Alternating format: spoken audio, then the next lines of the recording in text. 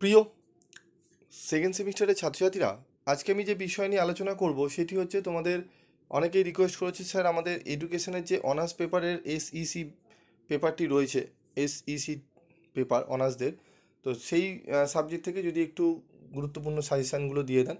তো আজকে তোমাদের আমি 2 নম্বরের প্রশ্ন এবং উত্তর নিয়ে আলোচনা করব। ভালো করে মনোযোগ সহকারে ভিডিওটি শুনবে এবং শুধু আলোচনা নয়, আজকের আলোচনার সম্পূর্ণ মানে যে আলোচনাটি হবে তার সম্পূর্ণ পিডিএফ নোটস তোমরা ফ্রি অফ কস্টে পাবে। অন্যান্য চ্যানেলের জায়গায় যেখানে তোমাদের আলোচনাই শুধু করে দেয়, ঠিক আছে, সেখানে আমি কিন্তু শুধু আলোচনা করি না, তোমাদের কিন্তু জানো তোমরা ফ্রি নোটসও আমি কিন্তু প্রোভাইড করি। তোমাদের কম্পালসারি পেপার তোমরা জানো না, তোমাদের দাদা দিদি যারা থার্ড সেমিস্টারে পড়ে, যারা ফোর্থ সেমিস্টারে পড়ছে, তাদের কিন্তু কম্পালসারি পেপারগুলো টোটালি ফ্রি অফ কস্টে দিই। আর তোমাদের সেকেন্ড সেমিস্টারে তোমরা জানো আমি এএসি ইংলিশটাও টোটালি ফ্রি অফ কস্টে তোমাদের কিন্তু প্রোভাইড করে দিয়েছি, ঠিক আছে। যারা নিতে এখনও নাওনি তারা অবশ্যই নিয়ে নেবে, এবং আজকের এই ভিডিওর শেষে আমি বলে দেবো কীভাবে তোমরা আজকের এই পিডিএফটি ফ্রি অফ কস্টে পাবে। তো দেখো, গুরুত্বপূর্ণ 2 মার্কস কোশ্চেন, ঠিক আছে। এখানে দেখে নাও, প্রথমে সম্পূর্ণ নাম দিয়ে শুরু করেছি কারণ সম্পূর্ণ নাম তোমাদের আসবে, তাই এই নামগুলো ভালো করে পড়ে গেলে এখান থেকে 100% তোমরা কোশ্চেন একটা থেকে দুটো কমন পাবেই পাবে, ঠিক আছে।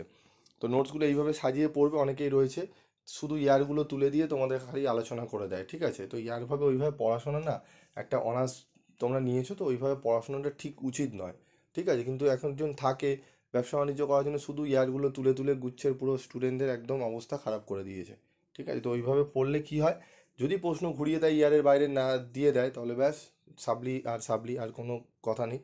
তাই পড়া করলে একটু স্মার্ট ওয়ার্ক করে পড়বে, ঠিক আছে। তো দেখো এখানে সম্পূর্ণ নামগুলো, এই যে নামগুলো দিয়েছি, ঠিক আছে, এই যে পরপর যদি তুমি পড়ে নাও, এগুলোই বিভিন্ন ঘুরিয়ে ইয়ারে দিয়েছে, ঠিক আছে। এগুলো ভালো করে পড়ে নাও, এখান থেকে তোমরা কমন পেয়ে যাবে। চলো, শিশু সুরক্ষার ধারণাটি কি? ইউনিসেফ প্রদত্ত সংখ্যায় বলা হয়েছে, ঠিক আছে, সংখ্যায় বলা হয়েছে শিশু সুরক্ষা বলতে বোঝায় বাণিজ্যিক উদ্দেশ্যে যৌন নিরীপণ, পাচার, শিশু শ্রমিক, বাল্যবিবাহ সহ শিশুর প্রতি হিংসা, শোষণ ও অপব্যবহারের প্রতিরোধ করা। 3 হচ্ছে কার নেতৃত্বে সংবিধান রচনা হয় এবং কত সালে সেই সংবিধান কার্যকর হয়? ডক্টর আম্বেদকরের নেতৃত্বে 1950 সালে। শিক্ষার অধিকার বলতে কী বোঝো? শিক্ষার অধিকার বলতে বোঝানো হয় যে প্রতিটি ব্যক্তি, বিশেষ করে শিশুদের শিক্ষা লাভের মৌলিক অধিকার রয়েছে। এটি নিশ্চিত করে যে সবাই সামাজিক ও অর্থনৈতিক পরিস্থিতি নির্বিশেষে শিক্ষা গ্রহণের সুযোগ পাবে। তারপর রয়েছে সংবিধান কি? সংবিধান হলো একটি দেশের মৌলিক আইন এবং নীতির সংকলন যা রাষ্ট্রের গঠন, ক্ষমতার বিভাজন, নাগরিকের অধিকার ও দায়িত্ব, ঠিক আছে, এবং সরকার পরিচালনার পদ্ধতি নির্ধারণ করে। এটি একটি দেশের শাসন ব্যবস্থার ভিত্তি এবং আইনগত কাঠামো প্রদান করে যা রাষ্ট্রের সকল কার্যক্রমের সীমানা ও নির্দেশিকা নির্ধারণ করে। মৌলিক অধিকার, যেসব অধিকার নাগরিকদের ব্যক্তিত্ব বিকাশের জন্য অপরিহার্য এবং সংবিধান দ্বারা স্বীকৃত ও সংরক্ষিত তাকে মৌলিক অধিকার বলে। ভারতীয় নাগরিকদের 2টি মৌলিক কর্তব্য উল্লেখ করো।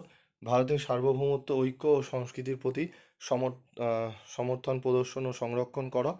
দেশ রক্ষার কাজে আহ্বান জানানো হলে জাতির সেবায় আত্মনিয়োগ করা, ঠিক আছে। তারপর গণতান্ত্রিক অধিকার, গণতান্ত্রিক রাষ্ট্রের নাগরিক হিসাবে একজন ব্যক্তি রাষ্ট্রের কাছে অথবা অন্য সহনাগরিকদের কাছে যে নীতিগত আচরণ ইত্যাদি দাবি করতে পারে, সেটাই গণতান্ত্রিক অধিকার। 2টি গণতান্ত্রিক অধিকারের উল্লেখ করো। চিন্তা ও মতামত প্রকাশের অধিকার, নির্বাচিত হবার অধিকার। সমতার অধিকারের 2টি উদাহরণ দাও। লিঙ্গ সমতা, নারী ও পুরুষের সমান শিক্ষার সুযোগ এবং কর্মক্ষেত্রে সমান বেতন। জাতিগত সমতা, জাতিগত বর্ণবাদ এবং বৈষম্যবিহীন শিক্ষা ও কর্মসংস্থানে প্রবেশাধিকার। তো আজকে আমি আলোচনা করলাম তোমাদের 10টি গুরুত্বপূর্ণ 2 নম্বরের প্রশ্ন এবং উত্তর নিয়ে। এগুলি সম্পূর্ণ তোমরা ফ্রি অফ কস্টে পেয়ে যাবে। তো পরবর্তী ভিডিওতে আমি তোমাদের আরও 10টি থেকে 15টি প্রশ্ন বলে দেবো, সেগুলো পড়লেই তোমরা 2 মার্কসের নিশ্চয় থাকো, তোমরা যা প্রশ্ন দেবে তোমরা কমন পেয়ে যাবে, ঠিক আছে। তো আজকের মতো ভিডিওটি শেষ করছি, দেখা হচ্ছে পরবর্তী ভিডিওতে। সকলে ভালো থেকো, সুস্থ থেকো।